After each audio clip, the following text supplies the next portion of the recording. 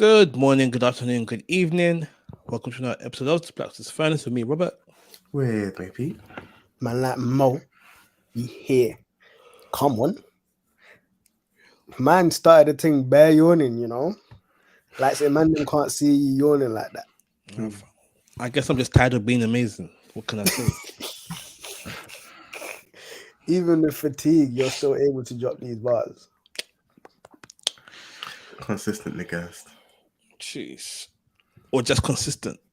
Okay, all right. Anyway. Oh, I have a new segment that I want to try. Okay. I don't know if it will work. I think it's quite passive aggressive, but that's why it's funny. This guy creates a whole new segment and doesn't let the man them know. He's just bringing it up on us. What's So it let say? me give you like a little intro into how this thought came into my head, right? Mm. So this afternoon, I sent a message in the group. Oh, guys, we were recording tonight. I said, yeah. But before I had a couple of hours before, Moses had put something in the group, and no one had replied to anything. No, like that. You man are pagans like that. So what I thought we would make a great segment is anything that gets ignored in the group in the week, we will view it on the podcast together and then decide whether it was worth ignoring or not.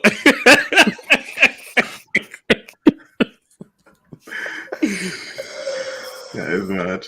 I think that would be great. I don't know if we're going to start that this week or give ourselves like a chance and then start it from next week. Hey, What I'm happy. constitutes it being ignored? No one responds to it. Yeah, no one But responds if to someone responds to it, if it. one You're person safe. out of the You're two, safe. You're safe. Okay. Cool. Be it a video, be it a meme. Yeah, a link, whatever it is. Bro, the maddest one will be if it was a voice note expressing your heart and then no one responds to it. But they play it online. Okay. Yeah, you have to play it online. That's mad. Cool. We'll start that from next week, okay? I'm just gonna throw it out there. That's Okay. mad. And I'll be keeping records so that I can have them ready. Okay. You guys, you've been warned. Hey, if you man send a voice note, I am not responding. You play the thing live. I'll listen to it. You're gonna see those double blue ticks. Listened, yeah, all of that. I ain't responding to it. Does it count? Does it count if you listen to it but you don't respond? Yes. Yeah, because all the links I presume we've seen, we just haven't responded. Yeah. Okay. Cool. All right, that's great. That's set up for next week. Sorry, not sorry. What's your I segment think it's called? me, innit? No, you were in the hot seat last week. You were in the hot seat last week. That means it's me. Okay. Moses, do you want to go first? Because my brain is still working. Bro, my brain is ticking, boy.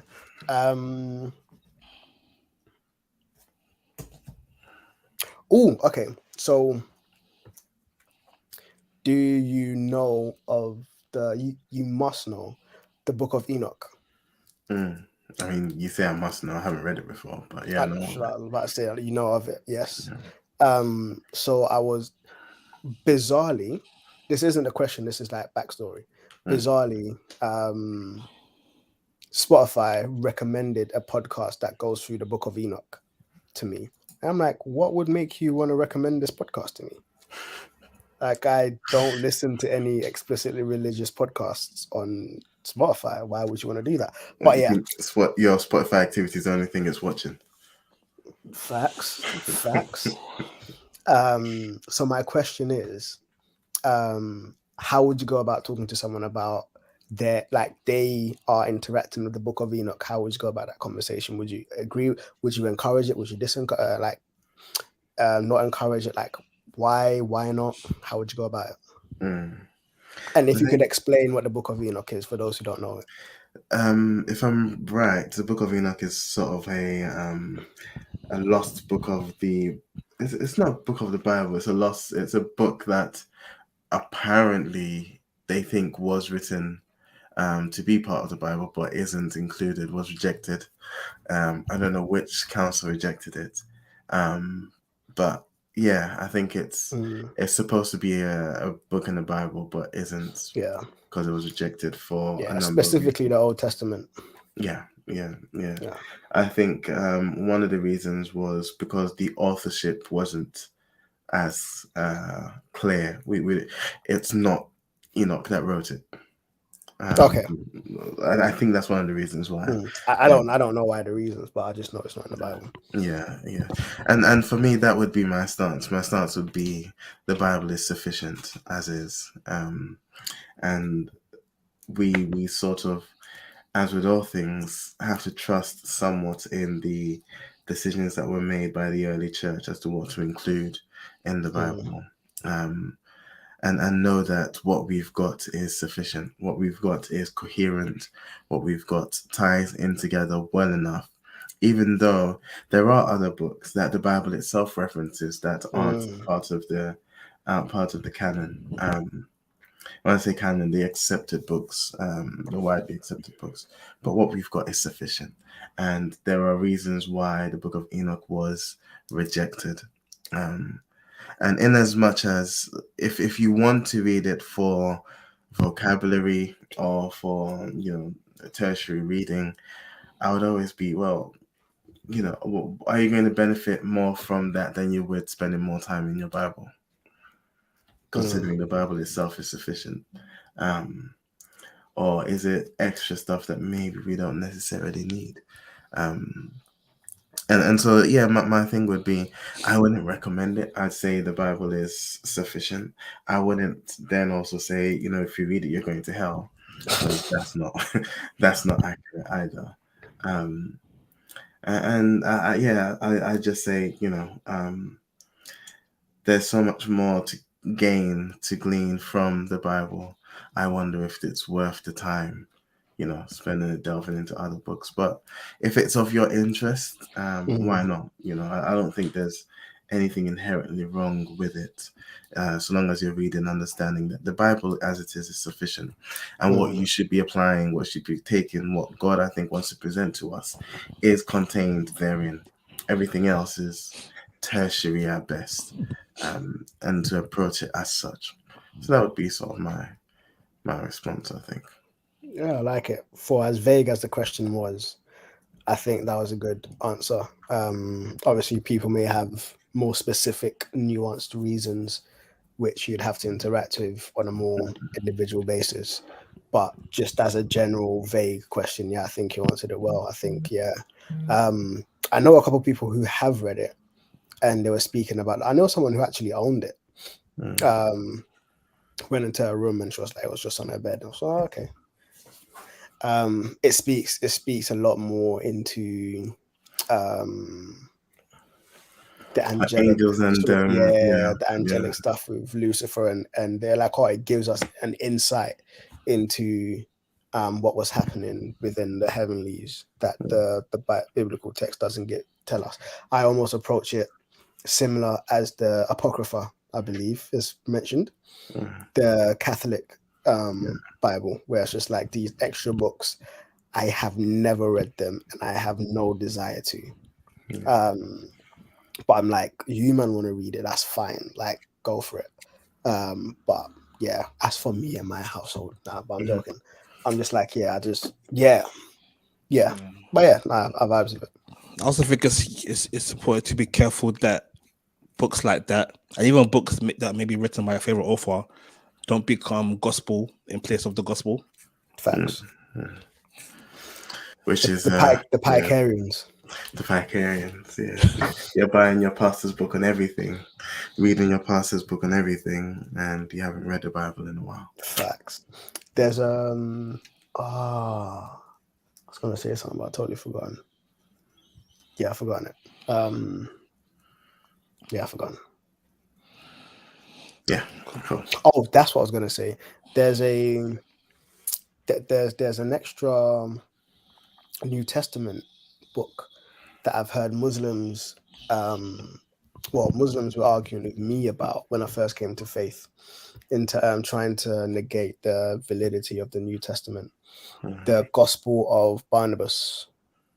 Okay. I'm not sure if you guys have come across that. So much. Barnabas, they say Barnabas was one of the. So it was Barnabas and somebody else who. Barnabas and Paul that were Jesus. No, so Barnabas and somebody else who was to take Judas's place when the apostles were casting lots. Or was it Barsabbas or whatever? When the apostles cast lots to see who would replace Judas. One of them was Barnabas or Barsabbas. I'm not sure if he was actually included, but in his gospel, apparently, who's Fannin? So I'm scratching my finger. Apparently, that gospel refers to Jesus as only being a man and denies his divinity. And so the Muslims are like, oh, why isn't that added into the Bible? Why are you not conveniently skipping that out? And I'm like, clearly it makes sense why that's being skipped out, but you know, just want to argue. Cool. So yeah, there's another book that, again, it's like it wasn't added for whatever reason. I guess you can understand from the little that I've explained, even though I haven't read it myself. Yeah. You got how many? At least 4 different accounts coherently talking about this person. That's not enough for you. The one account that says something left side, you're like, oh, why did you avoid that one? Why did Muhammad marry kids? Shut up.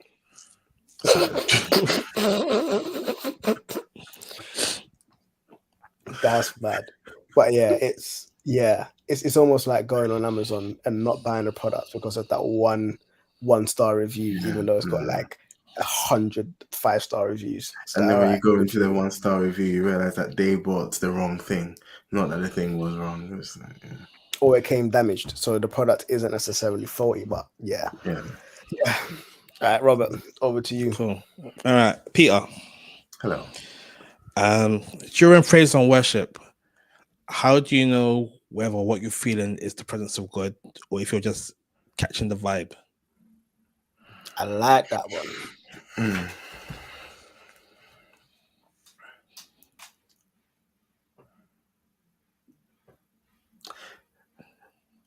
There's several elements to this. I think the first thing that comes to mind is it doesn't matter. That's something I need to know, is that it doesn't matter. And I think there's a level of maturity that then removes the need for sensationalizing worship and the worship experience. It doesn't have to be, it doesn't have to be all of those things. It doesn't have to be all of that for God's presence to be there. Why? Because God's presence isn't predicated on those things. It's not predicated on you got great worship, or you've got a great sound stage, or you've got, the lights in the right direction, whatever.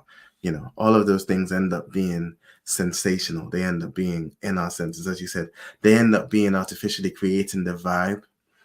And I think it's important to know that that's not the point of it. And so that's the first thing that I think a mature Christian should realize, is that's not the point. The difference between what you're feeling and God's presence, I think, again, does come with maturity, and it does come with being familiar. And actually, I also think it's worth clarifying that, in as much as I'm saying that's not the point, it's not then to say you shouldn't feel anything. You're worshiping, you're looking at the solution to every problem. You're adoring and magnifying a source or a person that's worthy of the adoration and magnification. So that will intrinsically sometimes, or more often than not, trigger certain emotions because it's an emotional activity. Fair enough. I'm saying, I guess I'm more addressing immediately the need to chase that, and then to say, oh no, your worship wasn't powerful because I didn't feel something. Like, nah, that's not the point. Yes, regarding knowing what I feel and knowing the presence, I think comes down to the individual's maturity. We're supposed to be able to worship. We are supposed to worship in spirit and in truth. Neither of those things require any of the things that build the vibes, if that makes sense. Spirit and in truth worship is spiritual and rooted in truth that you will find in the word. And so I think it will come down to that. It will come down to recognizing that, and as much as it is an emotional activity, and as much as it is something that I can get involved with my senses, the point of it should be that I am worshiping him spiritually, in the spirit, and in truth, in things that are rooted in truth. So I'm not, whatever you're doing, whatever you're doing during worship, if you are imagining, I don't want to actually even put anything down. I'm not going to do that. But whatever you're doing during worship, if it's not in spirit and it isn't rooted in truth, then it's just vibes. So that's, for me, is the marker, and I guess that would then flesh itself out in some of the lyrics that are being used, and it will flesh itself out in how much attention is paid to actually magnifying God and not magnifying the worship leader or the instrumentalist or the light show that's going on. All those things end up building the vibe. And for maybe less mature Christians, for younger ones, those things help. And even for more mature Christians, it helps when it's really good worship, or when some person singing doesn't sound like they've got a frog down their throat, and they're ruining all the harmonies. All those things definitely help, and at the very least, they don't end up being distractions. But those things shouldn't be chased and shouldn't be required to worship in spirit and in truth. Those things end up being, I think, at the most genuine, just a worship singer, a worship leader who is striving to give their God their best worship. And so they've put in the work to do that. And that comes out with them singing in incredible harmonies and all of that. And that's them worshiping God to the best of their ability. And that's fine. And again, that will add to the vibes. But where those things are chased, I think you miss the point. And I think when you're chasing those things, then you are veering down the path of vibes and wanting a feeling, as opposed to worshiping in spirit and in truth. That's good. I remember when I used to lead worship at Salvation Army, like my metric as to whether it was good or not was whether the worship led to spontaneous prayer. I was like, oh yeah, they caught it. They caught it. I mean, that's a good indicator. It is. It's a good Funnily enough, it indicator. is. It really is. It's a good one. In as much as I feel, from knowing you, that there's part of your ego involved in that, it is a good indicator, definitely. Hey, I'm matured. Wow. It's like I would definitely say there are production values that go into worship sets that induce a feeling, even if the people aren't worshiping. There's this production value that may be more akin to some churches. I'm not going to mention names, where there's like there's like I was gonna say something, but I might get someone in trouble. So yeah, there's like the smoke machine, the fogs, the lights, like everything, and even like I think there's been a psychological research done that indicates that when there's certain frequencies hit, it induces certain emotions. And so if everything is kind of tuned into that, then it's easier to kind of induce those things. I do like your notion of just like if there's spontaneous worship. I would also say there's a lot of idolatry around the sensationalism of worship. Oh yeah, our worship is lit. Like we did this, or we had gold dust coming from the roof. Have you had gold dust before? I went to worship and I came back with a gold tooth, because that's the point of worship. And I know someone with that testimony, and I'm not trying to knock his testimony, but that's almost like his mountaintop moment. And I'm just like, that really isn't a mountaintop moment. It's a great experience, but it shouldn't be a mountaintop moment. But yeah, one thing that I would add though, in what Peter mentioned in terms of God desires worshippers to worship him in spirit and in truth, I do believe that spirit and truth engulfs the whole of who you are. And so it wraps up your physicality, it wraps up your intellect, it wraps up your emotions, it wraps up the entirety of who you are. And so again, it comes back to like surrender. You get into the space of total abandonment to the awe and majesty of who God is. And you're in this space of almost non-regard of yourself, in awe of who God is. Now, there may be an emotional sensation or there may be a physical sensation along with that, but you're no longer really pursuing that. You've just abandoned yourself to God and to who he is in the moment. Like whatever you're going through, whatever you're looking for, like you've abandoned all of that in recognition of who God is. And that's almost like not a practical way, but one way in which I believe it ought to look, almost like the ideal in worship, where it's like we seek to get to this space of just being in awe of who God is, in total abandonment of who we are, but even who we are being wrapped up into that, where it's just like, yo, this is the God who loves us, who we serve, who has called us by his name, who sent his son to die for us. Like, yeah, all of that just wrapped into it.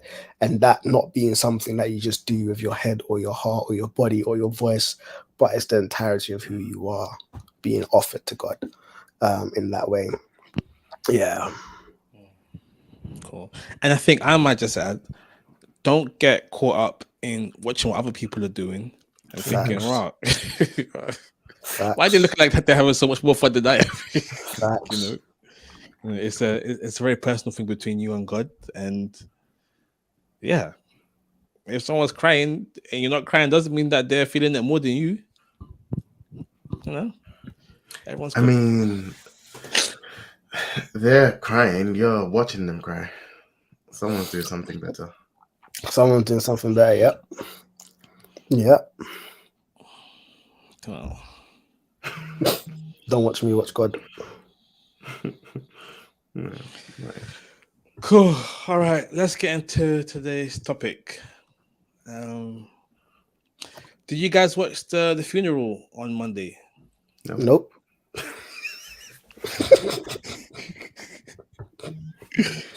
Wow. Bloody anti-monarchists. I'm not anti, I just don't really care. This is the thing. It's more.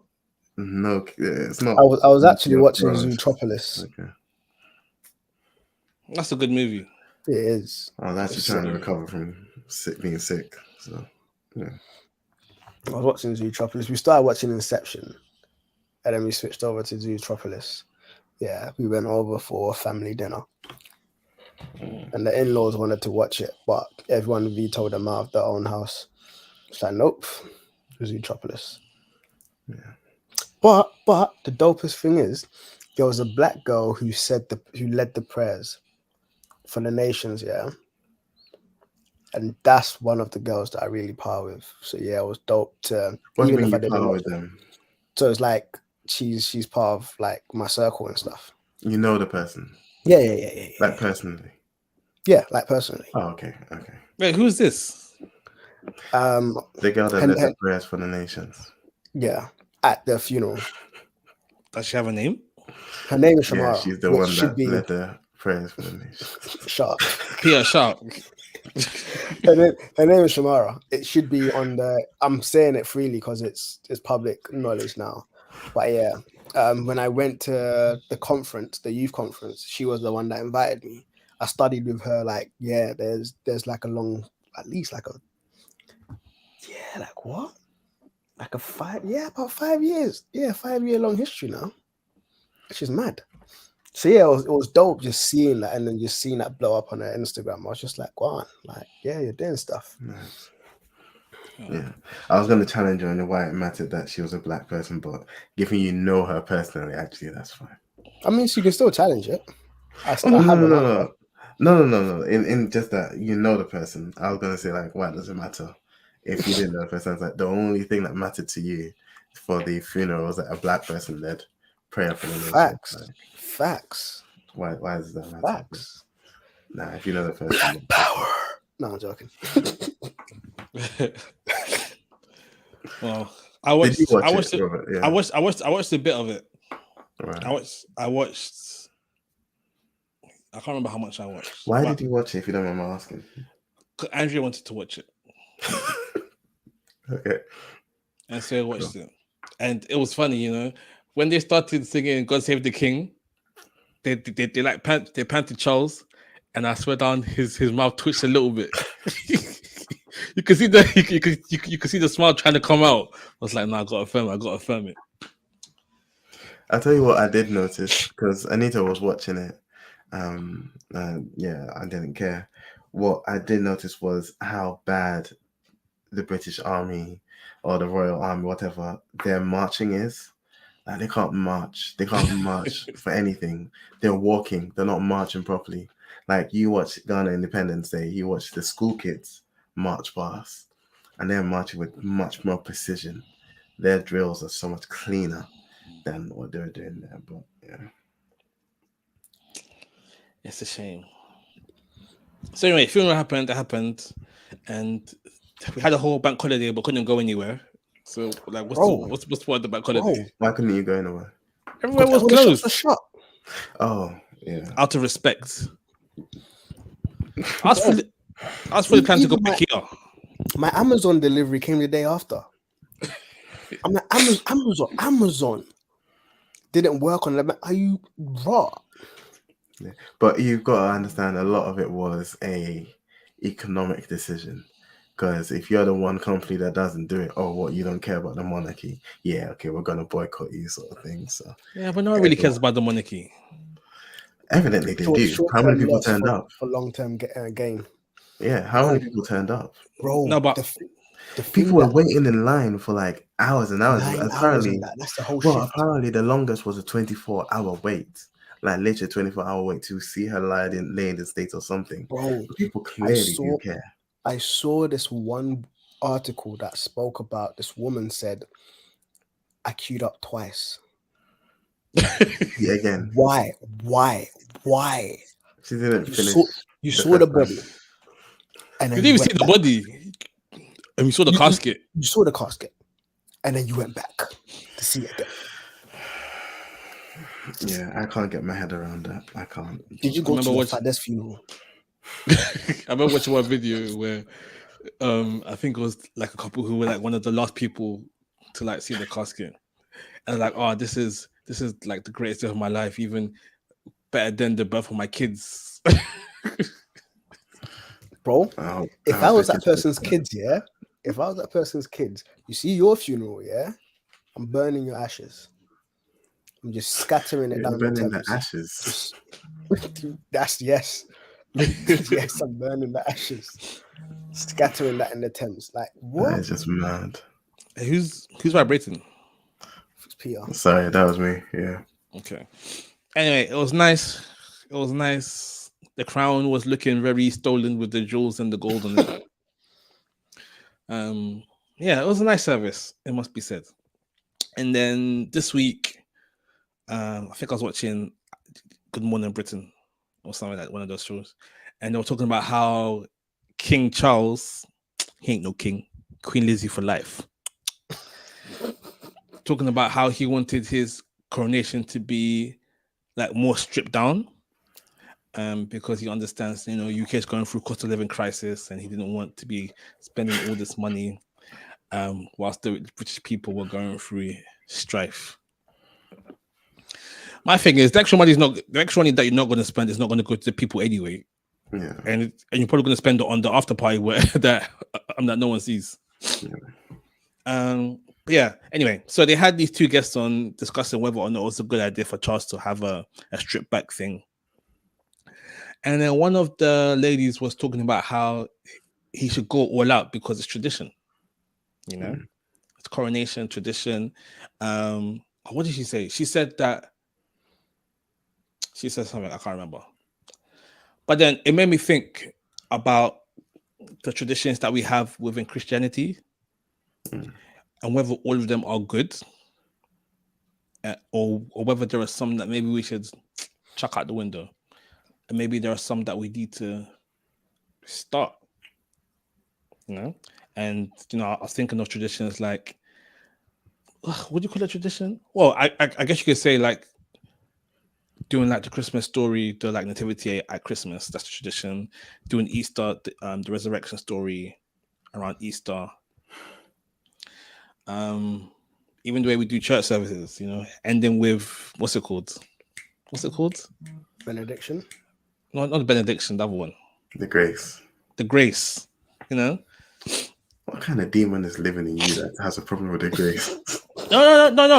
I'm just saying that it's like become tradition where, like, it's almost something that happens. It's just something that happens almost Man said, no, hold on. We can't skip past that. We can't skip past that. Man said, what kind of demon is living inside? And to be fair, I didn't say there was anything wrong with the grace.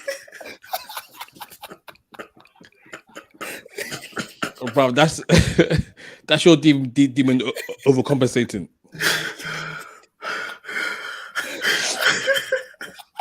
It's gonna be burning.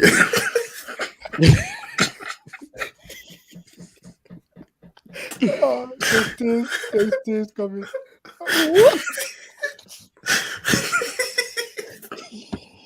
All right, you guys have your moment.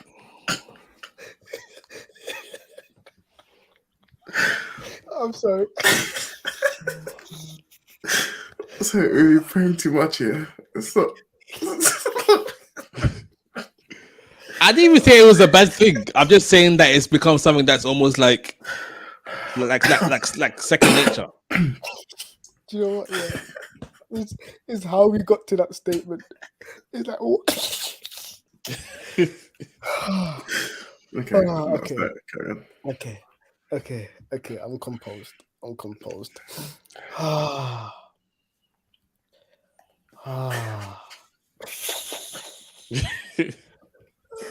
Okay, yeah, I'm back. Do you know what? When you said traditions, yeah, I really thought you were gonna say go along the roots of Catholicism and their traditions of like burning incense and walking down the aisle and stuff like that, and like wearing the robes. Yeah, I thought you were gonna go down that path.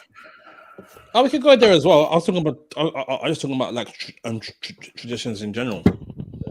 So like Lent and Christmas and Easter and all of them things there. Yeah, so like you've got the ones based around like events in the Bible, but then you do have like your like reading of the creed and the swinging of the incense bowl. So I can't speak much for sort of church history and the traditions that have come out specifically of that. What I can speak to is the fact that a lot of stuff like the festivals and stuff like that, especially in the Bible, were given so that people don't forget what God has done. And they were given sort of to remind people and draw their attention back to their God. And so even though those things were built in and became tradition, as it were, there was a very specific reason. And actually, when the people of Israel stopped observing those traditions, their hearts were very easily turned away from God. So there was clearly a reason why. I think we end up doing that. We end up building traditions around things that mean something to us, or things that take us back to something. We have birthdays to remember the day of birth, like and it's not Christian per se, but it's like we do certain things. We have anniversaries and other things to commemorate milestones because we're sentimental creatures that can do that. And so I think that those things have sort of filtered into church, which is a group of humans, is unsurprising. What I think I will say to address your question is I think we need to constantly be aware and be have the presence of mind to recognize when some of these traditions are no longer necessary. So I can speak to sort of the Church of Pentecost, and I'll call them out because actually I think this is a good thing.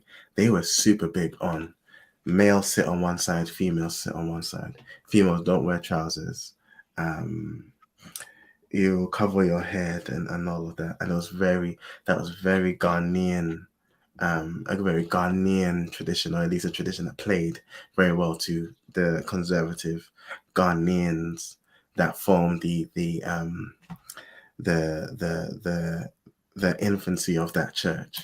After a while, especially once they started to spread and they come to European countries and stuff with that church, they recognized those were traditions that were not necessarily even particularly useful, but that played to where the church started and to that group, but doesn't apply and isn't necessary for everyone else.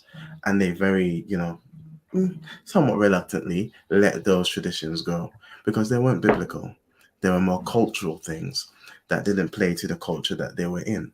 And so that, I think those sort of things, when we're able to take a look at ourselves, when we're able to sort of rightly judge ourselves, we can identify where some of these things have just become cultural traditions or cultural traditions or things that we do out of convenience or whatever, that we can then say, okay, this is no longer necessary. This isn't serving the purpose that we put it in place for. And then we should be able to let those go. Whether I think the grace is part of that, I don't know, but yeah. Well, okay, Yeah. I'm trolling. Oh no, but no, but even then, like things like the grace, things like the Lord's Prayer, I think that it's very easy to just go through the motions and like rattle it off without like really thinking about what it is that you're saying. Yeah. And so is it even effective? Like, are you even remembering, or are you just saying the words that you have remembered? Can I address that quickly? Because I know, Robert, you haven't spoken and Mo hasn't spoken, but I quickly want to say that the solution or the idea that doing something repeatedly can somewhat make it lose its value isn't remedied by not doing that thing. I've heard stupid arguments. I'll say stupid arguments that, oh no, don't be so nice every time you see me because then it'll lose its value. So I should not be nice sometimes, and just like you're reminded Keep you on that I your can be toes. nice. Keep you on your toes. No, that's not the thing. I think the thing is rather to emphasize those things. That the Lord's Prayer, I think, a very good template on how to pray. We should rather, from time to time, remind ourselves of its significance, or the significance of the words and the sort of stages it goes through as pertains to prayer. Not to then just say, oh, we say all the time, is it effective? Well, the way you make it effective is you start teaching, or you repeatedly teach on these things so we don't lose that value. And it's the same for saying the grace. It's the same for some of these things that, as you said, have become sort of almost expected parts of a service, that we don't then lose their value by just repeating it, but actually we from time to time teach on and draw attention to the value that is there while still maintaining the things, because they're powerful things and they're useful things. So yeah, that's right. Yeah. I was gonna jump in from even a slightly different angle, especially from the repetition perspective. Now that there is a massive difference between faith and craft, but even from a craft perspective, repetition is what actually gets the thing inside of you. It gets its second nature. And so from like a from martial arts perspective, it's a repetition of the kata, it's a repetition of the forms, it's a repetition of the drills, it's a repetition of press ups, sit ups, runs, whatever that actually drills you and conditions your body into what you're trying to be, into what you're training to be. And the same way, it's the repetition of again, like the repetition of being in God's word, repetition of God's word in terms of either from the Bible or audibly or whatever, that gradually allows it to sink into your heart. I have heard of stories where people have repeated the either Sunday stories or Lord's Prayer or whatever, and they found themselves in compromising situations, and those were the first words that came back to them just by virtue of all that repetition. And it came back to them so cleanly and clearly, and then there was that conviction. And so even though when they were reciting it initially it was empty and hollow, but in their time of need, God used that very same thing that had been drilled into them to lead them into a different space. But some people as well, it's not even as though they had backslidden or they were in a compromising situation, but they were in church praying it. And then there was just something about that day, that situation, where they actually pondered what they were praying on. And it resonated even more. And it took them into a space of reverence and actually recognizing the words that they were praying. And I do recognize as well that most church traditions, and I say traditions from the perspective of Pentecostal, evangelical, blah, blah, blah. Sorry, not so much traditions from the perspective of what they're doing, but what they affirm. They do emphasize one part or a couple of parts of the faith, where Pentecostals, easy example would be the movement of the Holy Spirit coming from Pentecost, where it's just the Holy Spirit is out. Let's do the works. Let's walk in the Spirit. Let's do all of these things. And so most of their activities would, and what they emphasize would be around what that church tradition is about. But again, I do like the caveat that Peter brought up, like if it's not beneficial, if it is taking us away from the heart of faith, which is Christ, then let's do away with it. Let's not hold any tradition or any activity or any phrase or whatever, liturgy, whatever. Let's not hold it so precious that we're willing to trade Jesus for it. Let's not do that. That's idolatry. But in recognizing that even simple things as I believe that in Catholicism, their main thing is almost like the holiness and this reverential notion of God. And so that's why they kind of bring the incense and stuff to almost emphasize you're now coming into this holy space and blah, blah, blah. And their church buildings are very massive in terms of the actual main hall, to emphasize again, like this is grandeur, like this is the presence of God. So yeah, things are geared around, and evangelicals is very much around the word of God. And so they are not so much about the building, but they're about, yo, when you come, us man are doing this biblical exegesis. Us man we're going through Martin Luther's 95 thesis. We're breaking these things down. And that's what their services are geared around. And so that there is a history and there's a lineage and there's a reason why they are where they are. But that reason should never trump what God is doing, and where he's trying to lead them. Yeah. That's good. What do you think about traditions and stuff like that in the church? Do you think we should stop celebrating Christmas and stuff? No, I think that I think before I get into that, I just wanted to say that a tradition that I do miss partaking in is making Christingles. Making what? Christingles. I don't know. I didn't know about them until I got to the Church of England. Yeah, it's a Church of England thing. So like you take an orange, and then you stick a candle in the top of it, and then you got like like toothpicks. You put it inside the orange, and then you've got like little jelly babies that you put in it, and then there's like a ribbon that goes around it. It's got a whole meaning. So the orange is the world. Yeah. The ribbons is like the blood of Jesus. The candle is him be the light of the world. Yeah, light of the world. And then the jelly babies was the jelly babies are the people.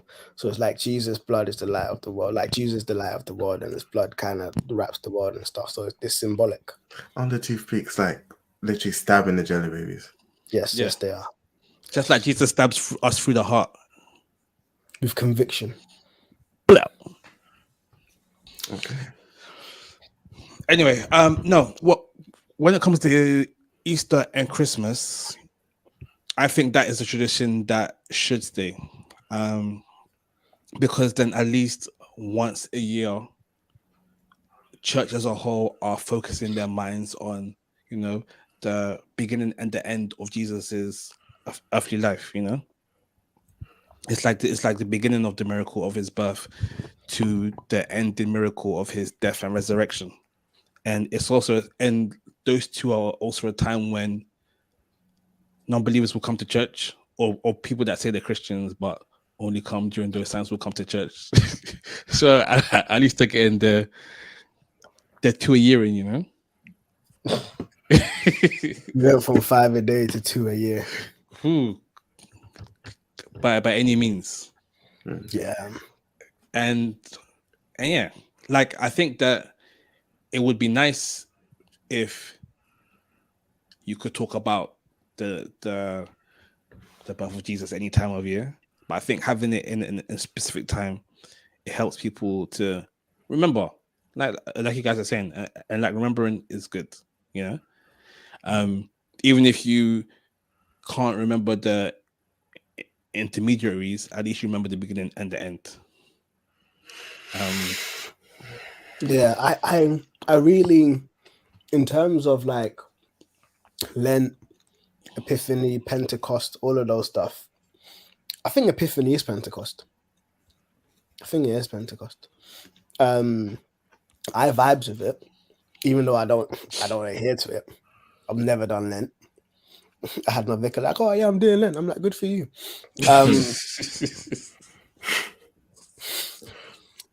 I vibes with it, and even this conversation is almost putting me in a place of like, oh, you know what? I might actually start taking it more seriously, because I see a mirror between the Old Testament festival of booths, tabernacles, blah blah blah,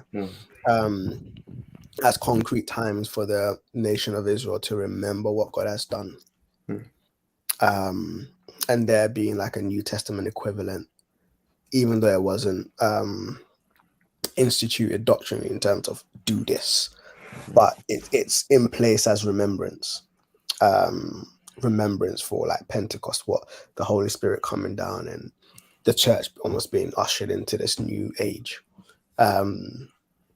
Just remembering these things. And again, I think there's something, as Robert said, there's something beautiful about the whole body of Christ being arguably on the same page during these points.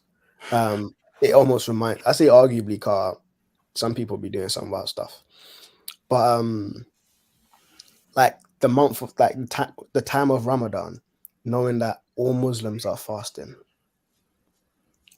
as a religious group, everyone is fasting. Everyone who takes their faith seriously anyways is fasting, and who is able to. And there is just this like solidarity, this camaraderie. It is.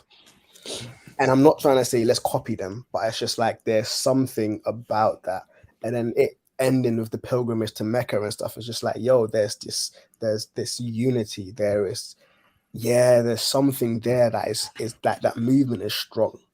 Throwing a spanner in the works, does it matter that, you know, for instance, Christmas is centered around the winter solstice and all these other random pagan things that got mixed in, and Easter is scheduled for the fertility with spring? I mean, as Paul says, we know that these gods are no gods, and those who worship them are worshiping no gods. They're not able to speak. They're not able to do anything.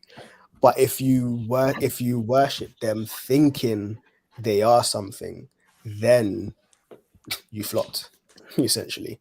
And so there is freedom to eat from a like meat offered to idols, because idols are nothing. But if that makes your brother fall, then don't do it. And so I feel like there is this room to navigate in that. I am not celebrating the fertility god as I'm banging through Easter. Well, I you're cannot do buying that. Easter eggs, I mean, they're for the kids, yes. bunnies, Bunny obviously is fertility and that.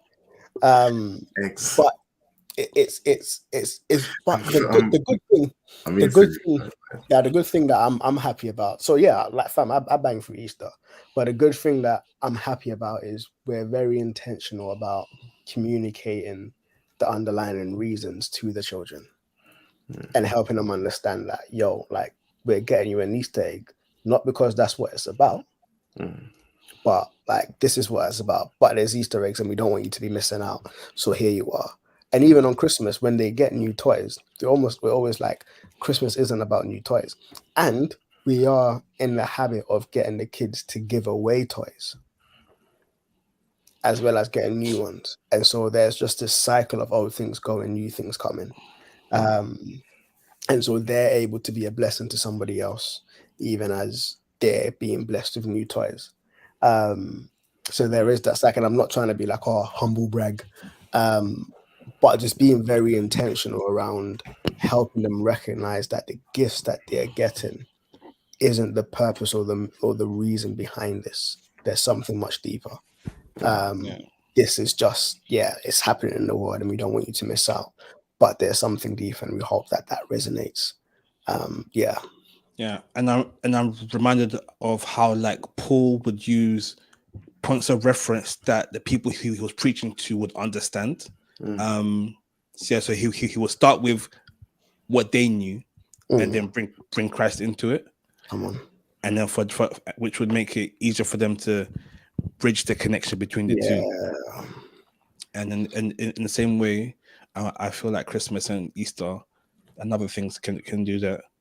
I think it gets a bit too far when people be trying to be having praise parties on Halloween and stuff. It's okay. But isn't the origin of All Hallows Eve Christian though? Yeah.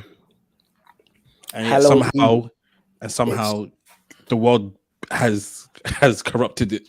Yeah, do you know taking it back. Take it back with your praise party. Come on. It's so I know that churches would have a light party where you come dressed as saints and prophets only. No, the one that I saw, they were all 70s with like the neon stuff with glow sticks and all sorts.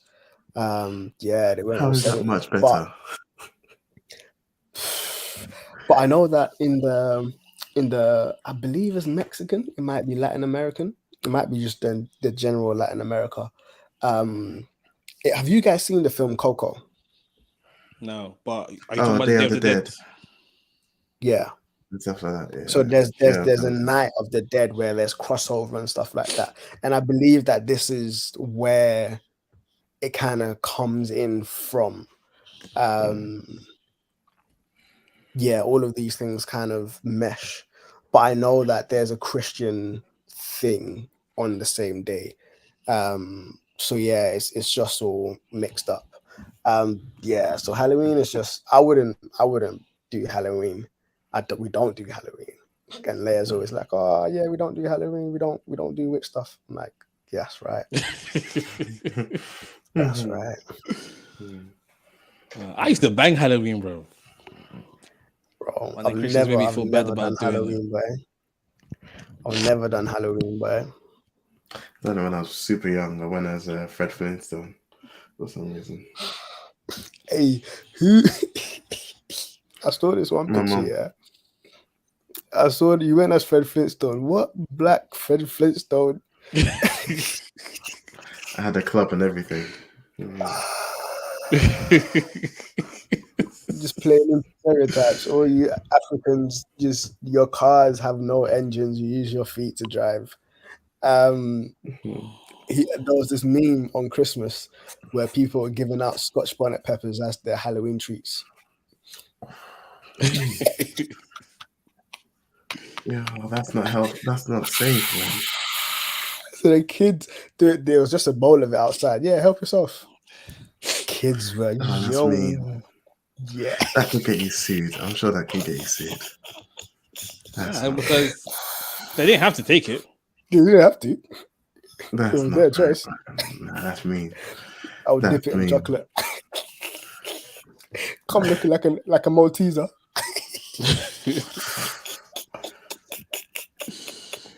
It's got a little crunch to it. Yes, yeah. So I vibes with the different festivals. I think anything humanly speaking can become an idol. I mean, even the bronze serpent that Moses created became an idol. Gideon created a statue for himself that became an idol. Like knowledge has become an idol. People's ability to be able to do signs and wonders has become an idol. Like everything and anything can be an idol. And so with everything that we pursue or we place emphasis on, even if it's worship, imagine worship as an idol. Yeah, I worship God in it. I do this. Like what? So everything and anything that we place emphasis on, we need to ensure that there's this constant heart posture of this has been like below God, like God is up here and everything else is beneath. Yeah, which includes tradition, rightly so should include tradition. And everything that we do to remind ourselves of God doesn't replace God. Or even fight for his position. Yeah. What do you say? I said or doesn't fight for his position. And I think that's an issue that the Muslims have with Christians, because they're like, as soon as you place anything or anyone on the same level as God, you flopped. And so they're like, for us to say Jesus is God, we flopped. So that's why they're not willing to entertain that conversation, because they're like, yeah, as soon as you place anything, like they say the Lord your God is one, do not place anything beside me. As soon as you place anything beside me, you've missed the mark, you've flopped, you've deviated. And so to say Jesus is God, you've missed the mark. I'm not going to entertain it. Jesus is not God. God is God. Yeah. Cool. Salam alaikum and thing.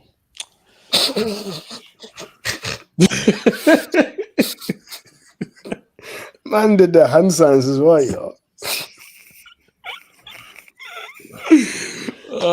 Cool. Hookups. I can go first. So my hookup will be uncharacteristically a Mac hookup for the Mac users. Since now I am a Mac user. It's an app called Raycast, and essentially it replaces Spotlight. Spotlight on MacBooks in macOS is like universal search, so you can use it to quickly navigate your machine, use to open up apps, use it to search the web. And Raycast does that at a different level, and so it's really, really powerful. You can use it to do calculations, search websites, all without having to actually open up any given app. You literally use a shortcut. You type in a search, and then it gives you everything. You can use it to view clipboard history. Raycast is really good because it has all these plugins like clipboard history, like using it to create specific types of screenshots. Use it for window management. It's really, really powerful, and it's free. So check out Raycast. I was about to ask what it's saying. Yeah. No, it's free. Check out Raycast on macOS if you use macOS.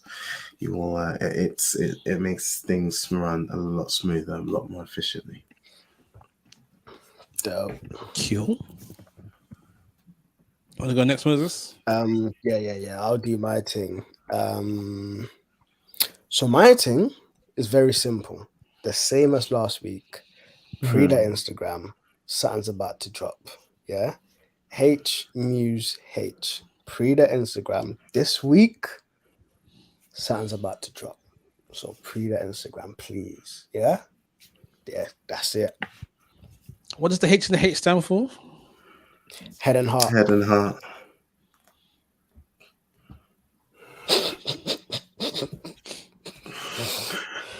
Yeah, head and heart. I couldn't do HH Muse because that was taken. So yeah, I did H Muse H. Okie Is Ray dokie. one word? Yeah. RAYCAST. ST. Yeah.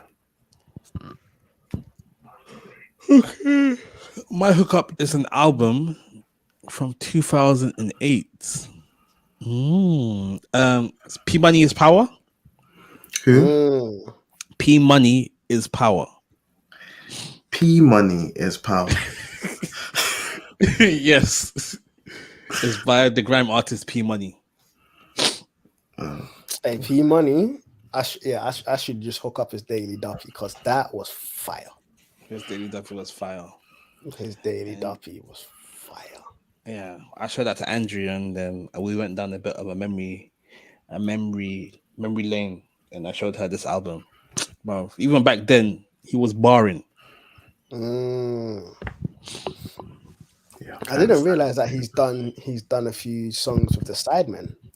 It's like raw. I didn't even know that he'd done that. Yeah, so he's done a track with KFI. He's done a track with Toby. I think he's done a couple of the others as well. But I'm like, raw, look at you, boy.